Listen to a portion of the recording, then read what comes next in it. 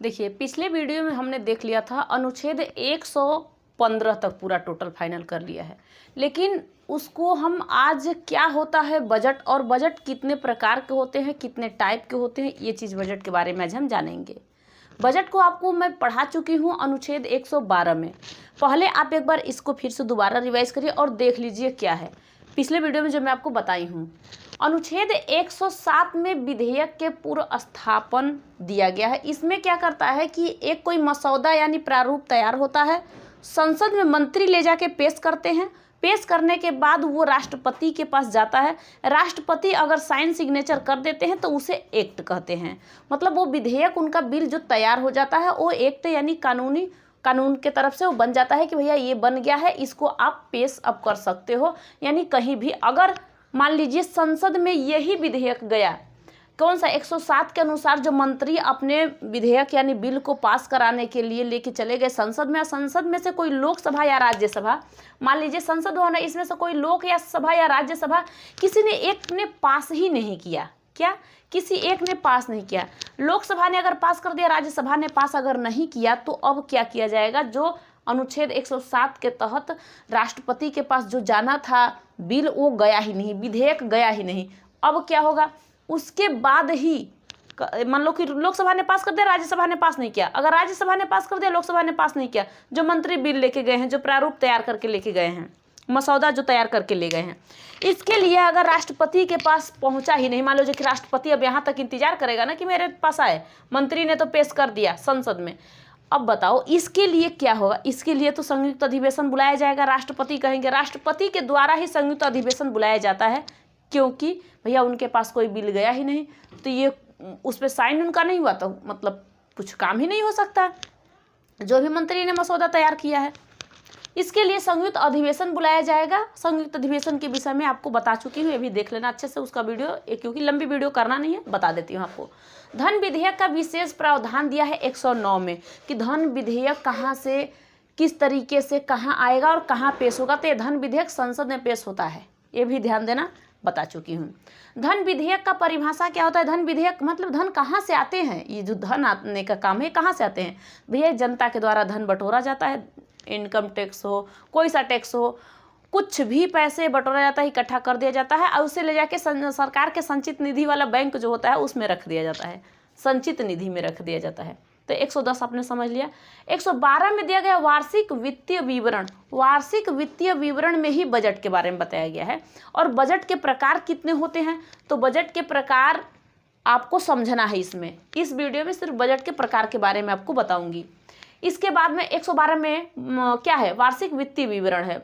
113 में प्रकलन है, मान लो कि बजट जो वित्तीय जो वार्षिक वित्तीय विवरण है ना बजट पेश करने का, तो बजट क्या पैसा है कि तुरंत बजट बता दिया गया और कोई भी गया तो पैसा ले लिया वहाँ से, किसी को काम है किसी मंत्री को नहीं, ऐसा नहीं होता है। ये सिर्फ एक भाषण दिया जाता है, ये काम है कि राष्ट्रपति भाषण देंगे। अनुच्छेद 112 में जो वार्षिक वित्तीय विवरण जो बजट के अनुसार बजट पे भाषण होता है, तो ये काम है कि राष्ट्रपति इस भाषण को देंगे, लेकिन राष्ट्रपति के पास इतना टाइम नहीं, 2-2 घंटे का भाषण चलता है। इसके लिए किसी भी मंत्री, यानी पहले जरूरी है वित्त मंत्री को देना, लेकिन किसी भी मंत्री को दे के भाषण को करवा दिया जाता है कि इतने पैसे आए, कितने पैसे, जितने पैसे आए उससे आए, कितने पैसे गए उसे व्यय कहा जाता है। समझ में आया। अब क्या है, अब उसके बाद 113 में आता है प्रकलन प्रक्रिया। ये क्या होता है कि जब बजट पेश कर दिया गया और किसी को पैसे की ज़रूरत है, तो भैया वो कोई पैसे की ज़रूरत आपको भी होती है, तो आप कहते हो ना कि मुझे किसी चीज़ के लिए पैसे चाहिए, जैसे घूमने के लिए पैसे चाहिए, पढ़ने के लिए चाहिए, मुझे एक किताब इतने का मिलता है, एक किताब इतने का मिलता है, इतने का मिलता है, सारे चीज़ अपने माँ बाप के सामने पेश कर देते हो, देखो मुझे इतने पैसों की ज़रूरत है, मुझे इतने पैसों की इतने काम करना है, इतने बुक्स लेनी है, इतने पैसों की ज़रूरत है, तो उसे कहते हैं प्रकलन प्रक्रिया। ठीक है, उसे कहते हैं। लेकिन उसी को क्या कहते हैं, जब आपको पैसे मिलता है तो उसे कहते हैं विनियोग विधेयक, यानी उतने पैसे आपको 2 करोड़ 4 करोड़, आपको लोगों को तो 2000-3000 जो भी मिलता होगा आपको मिल गया, तो उसे विनियोग विधि के द्वारा पैसे मिल जाता है। इसके बाद आता है 115। इसके बाद 115 का मतलब क्या होता है, अतिरिक्त अनुदान। ये क्या कहता है, ये कहता है कि अगर पैसे आपके पास घट गए, अब मान लीजिए आपने पैसे लिया था, आपने इतना प्रकलन करके बता दिया कि हमें ये बुक की ज़रूरत है, लेकिन बाई चांस कोई बुक्स कोई पेन आपको घट गया, मान लो 5 रुपये की ज़रूरत है 10 रुपये की, फिर भी तो आप जाके कहोगे कि अब मुझे भी अब चाहिए। अब तो संसद में आप उसे फिर ले जाके पेश करोगे, मतलब माँ के सामने पेश करोगे और कहोगे भैया कि अतिरिक्त अनुदान, मुझे पैसे की कमी हो गई तो मुझे और पैसे चाहिए। तो अतिरिक्त अनुदान 115 में सिर्फ पैसे फिर कम हो जाता है तो मिलने का काम है, इसे ही कहते हैं हम अतिरिक्त अनुदान। लेकिन आज हम बजट के प्रकार देखते हैं। बजट कितने प्रकार, कितने टाइप के बजट होते हैं। एक होता है आम बजट, अंतरिम बजट, लेखा अनुदान बजट। अब एक बात समझना, 15 में आपने देख लिया अतिरिक्त अनुदान, लेकिन अनुच्छेद 16 कहता है लेखा अनुदान बजट।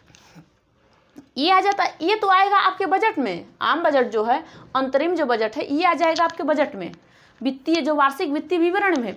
लेकिन ये आ जाता है एक अनुच्छेद में डाल दिया गया कि इस अनुच्छेद के अनुसार, मान लो कि देखो सरकार अब चेंज होगी ना, इसलिए लेखा अनुदान आ गया बजट सरकार। अब बताती हूँ आपको पूरा, यहाँ पे पूरा क्लियर करूँगी। आम बजट का मतलब होता है कि एक साल का बजट, जो आय आया और जो गया, जो आय आया और जो व्यय गया, जो राजस्व होता है, आया और गया, इसे ही हम कहते हैं क्या चीज़, आम बजट। आने आया भी और एक साल का इसे हम बताते हैं विवरण, मतलब पूरे एक साल का। पूरे एक साल का हम लोग फरवरी में क्या करते हैं कि संसद में फरवरी में जाके पेश हो जाता है, फरवरी में कि कितने पैसे टोटल हैं। अब ये पैसे संचित निधि में रखे जाते हैं। संचित निधि, सरकार का जो संचित निधि है उसमें, तो संसद में बोला जाता है, बताया जाता है कि इतने पैसे हमारे पास पूरा टोटल हैं और इतने पैसे इसमें से खर्च हुआ। जो आपको 112 में बजट के बारे में, वार्षिक वित्तीय विवरण के बारे में, यानी बजट के बारे में जो बताई थी मैं आपको अभी, इसमें क्या बताई थी कि भैया इसमें भाषण दिया जाता है और भाषण में सिर्फ इतना ही बताया जाता है कि इतना पैसा आएगा और इतना पैसा जाएगा। उसी तरीके से आम बजट होता है कि इतना पैसे आया और इतना जाएगा। गया कितना, पूरा चला कितना गया है, एक बार हिसाब होता है, एक बार एक साल का बजट बना दिया जाता है कि एक साल में इतने इतने पैसे आए और इतने इतने पैसे गए। तो इसे को हम आम बजट कहते हैं। इसको क्या कहते हैं, आम बजट। कितना आया, कितना गया, किस राज्य में कितना खर्च हो गया, कितना आएगा। जैसे कि मान लीजिए कि आने का आय, ट्रेन से कितना आया, मेट्रो से कितना आया, मतलब कि हर एक चीज़ से कहाँ कहाँ से कितना पैसा आ गया, कितना हमने लोन ले लिया, सब कुछ किया, तो एक तैयार हो जाता है फाइल, और उस फाइल पे तैयार करके बस दिखा दिया जाता है कि इतना आया है और इसमें से इतना गया है, अब इतने पैसे बचे हुए हैं। मानो इतने फाइल में रख दिया गया, अब इसमें इतना पैसा आ गया और आया, सिर्फ भाषण दिया जाता है, अब यहाँ से इतने पैसे चले गए, अब इससे थोड़ा मान लो कम ही गया, अब इसके बाद थोड़ा सा पैसे बच गया, इसे हम कहते क्या है, ये फरवरी महीने में सारा हिसाब दे दिया जाता है। इसे कहते हैं आम बजट। समझ में आया, इसे हम क्या कहते हैं, आम बजट, क्योंकि उसने पूरा हिसाब दे दिया। आप अपने घर की हिसाब, पूरा एक महीने का राशन का खर्च जब आता है कितना, तो एक महीने का बजट बना लेते हो कि हमें इतना राशन भरवा लेना है, इतने पैसे लग जाएंगे, उसमें कुछ रख लेते हो कि और आगे का जो साग सब्जी जो भी है कुछ लाना है।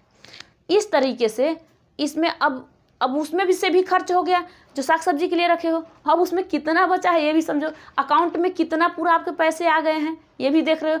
आया तो आय, गया तो व्यय, इसी को कहते हैं आय और व्यय। दो टाइप, समझ गए ना, ये इसे कहते हैं हम आम बजट। क्योंकि मैंने आपको जब अनुच्छेद 112 बताया था तो वार्षिक वित्तीय विवरण में आपको पूरा डिटेल में बता दिया था कितना पैसे मतलब आने का काम होता है और कितने जाने का काम होता है, इसी को हम लोग आम बजट कहते हैं। ये एक साल में पेश होता है, ये फरवरी महीने में पूरा सामने रख दिया जाता है।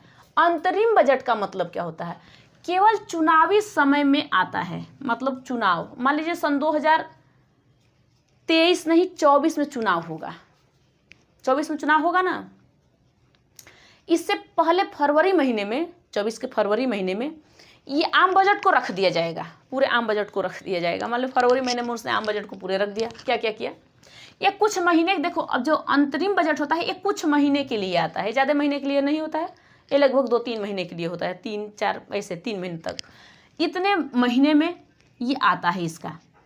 मान लीजिए कि जैसे फरवरी महीने में इसका क्या हुआ, चुनाव हुआ फरवरी महीने में, तो चुनाव से पहले ही फरवरी में इसका आम बजट फरवरी में नहीं होगा, मई में होगा, क्योंकि फरवरी में तो इसने अपना बजट रख दिया, पेश कर दिया। फरवरी में क्या किया इसने, अपना बजट पूरा 1 साल का बजट पेश कर दिया है इधर साइड में। आपको फरवरी में बताई हुई ना आम बजट में, ये फरवरी में पूरा पेश कर दिया। इसका कुछ महीने तक अब चुनावी प्रक्रिया में, चुनाव होगा तो चुनावी प्रक्रिया में कितने पैसे खर्च हुए और उस चुनावी में कितने पैसे आए, यानी आया कितना और गया कितना, मतलब आय और व्यय, आना और जाना, मतलब आय और व्यय दोनों ये अंतरिम बजट बताता है। क्या क्या चीज़, आने को और जाने को, ये दोनों बता देगा आपका। ठीक है, मान लो मई में चुनाव होगा, अब चुनाव में सभी लोग व्यस्त रहते हैं, फिर भी उसमें बता दिया जाता है चुनाव महीने में। लेकिन लेखा अनुदान बजट क्या होता है, ये अनुच्छेद 116 में है। 116 देखो, जो पीछे आपको पढ़ा दिया गया उसे पूरा समझना। 107 से लेके जो आगे पढ़ाया जाएगा इसमें आप लोग पूरा ध्यान से समझना, तभी आपको बजट समझ में आएगा कि बजट क्या होता है, कैसे विधेयक पेश होता है, किस तरीके से इसे हटाया भी जा सकता है। इतने भाषण भी होते हैं, ये पैसे का लेन देन लेखा जोखा बहुत ज़्यादा होता है। ठीक है, आना जाना कितना आया गया, संसद में बहुत ज़्यादा हड़कम मचा रहता है। अरे 790 लोगों को समझ लो कि 790 लोग हैं, उसमें संभालना भी तो पड़ता है ना। अब अकेले राष्ट्रपति क्या करेंगे, तो अकेले राष्ट्रपति नहीं, लोकसभा में अध्यक्ष बैठा देते हैं, राज्यसभा में ये सभापति बैठा देते हैं। भी आप लोग समझो धीरे थोड़ा बहुत। ठीक है, लेखा अनुदान क्या है भैया, लेखा अनुदान भी बजट है। ये अनुच्छेद 116 में दिया गया है। 16 लिखी हूँ, नहीं 116 है। ठीक, 116 में लेखा अनुदान है। केवल एक चुनावी समय में ये भी आता है। ठीक है, ये भी चुनावी समय में, ये भी चुनावी समय में आ गया, लेकिन इसमें आने और जाने दोनों को बताता है। आय भी बताया, व्यय भी बताया, पैसा कितना आया और कितना गया ये दोनों बता दिया। लेकिन इसमें नहीं बताया, क्योंकि अब पास आ जाता है चुनाव और नज़दीक, मतलब नज़दीक रह जाता है पास में। अब ये सोचता है कि देखो भैया, अब क्या करो कि जितने पैसे आपको खर्च है, मान लीजिए किसको कितनी सैलरी देनी है, जो भी है, किसी की सैलरी तो रोक नहीं सकते 2-3 महीने के लिए, हड़गुड़ाम मच जाएगा, कैसे लोग चलाएंगे अपने काम को।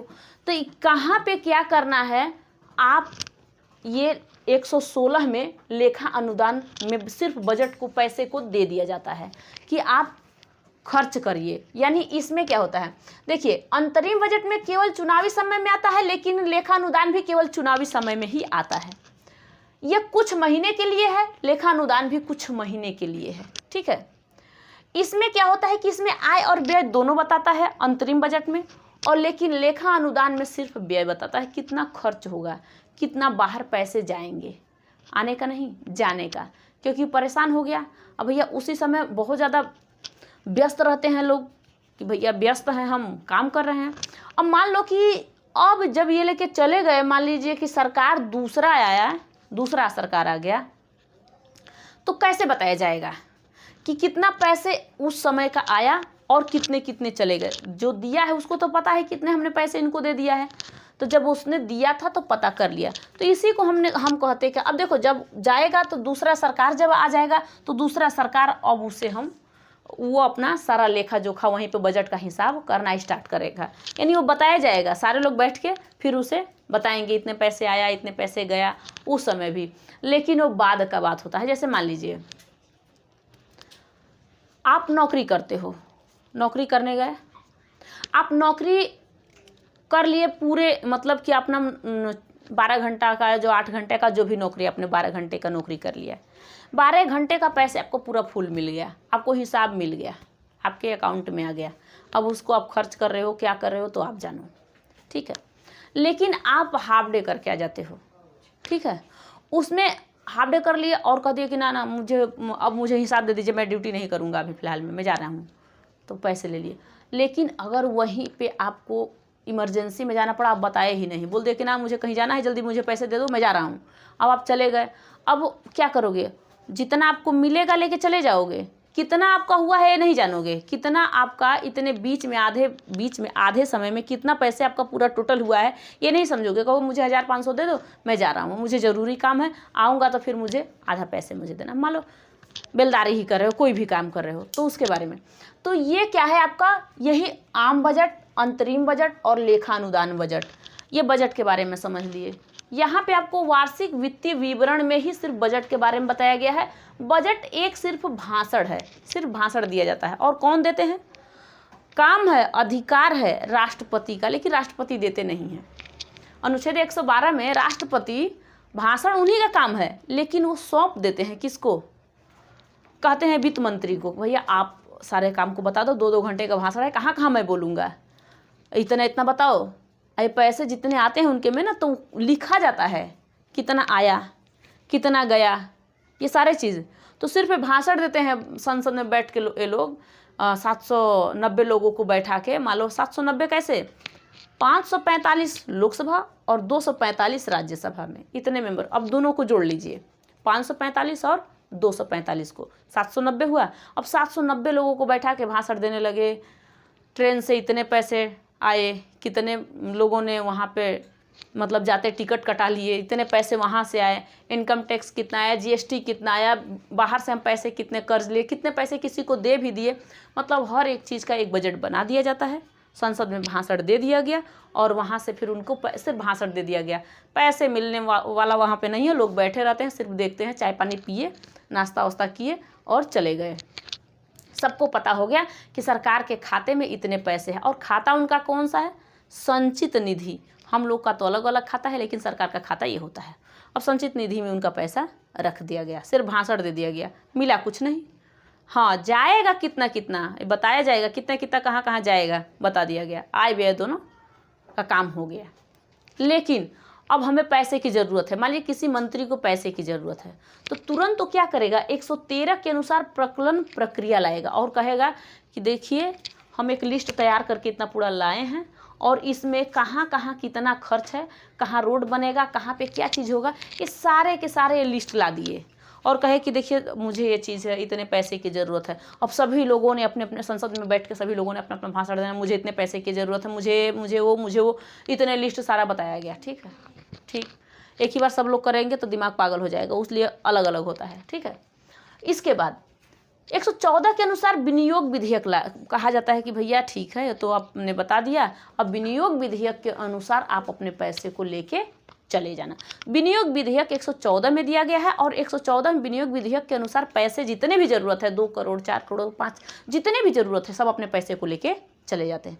लेकिन बाई चांस अगर पैसे घट जाए, काम करते गए और पता चला कि आधे पर काम रुक गया, आधा रोड बना आधा रुक गया है, इसी के लिए आता है 115 अनुच्छेद, आर्टिकल 115। इसमें अतिरिक्त अनुदान होता है और अतिरिक्त अनुदान में पैसे घटने पे जाके संसद में बताओ, वहाँ से आपको पैसे मिलेंगे, बताओगे कहाँ पे कितना खर्च अभी बाकी है। ठीक है, पैसे बढ़ जाते हैं वो भी आपको बता दी हूँ, वो भी बताई हूँ कि किस तरीके से लाया जाएगा, पैसे अगर बढ़ते हैं तो और कि पैसे घटते हैं तो, ये सारे, ये तो आपको समझ में आ गया कि ना। ये आपका क्या है, ये आपका बजट के प्रकार हैं। बजट 3 प्रकार के हो, तीनों समझ लेना। बस नेक्स्ट वीडियो में मिलूंगी आप लोगों से, इतना आप लोग को समझ में आ गया होगा तो नेक्स्ट वीडियो में मिलूंगी। तब तक के लिए थैंक यू।